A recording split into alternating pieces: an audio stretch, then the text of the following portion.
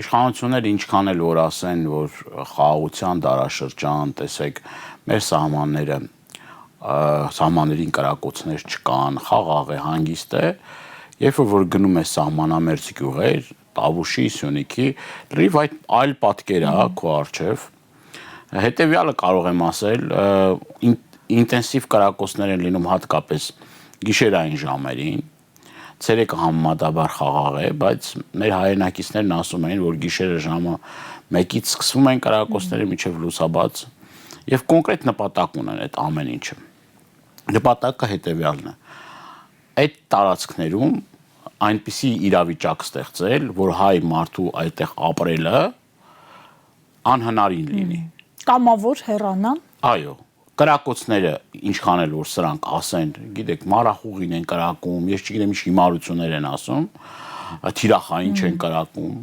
թիրախային են,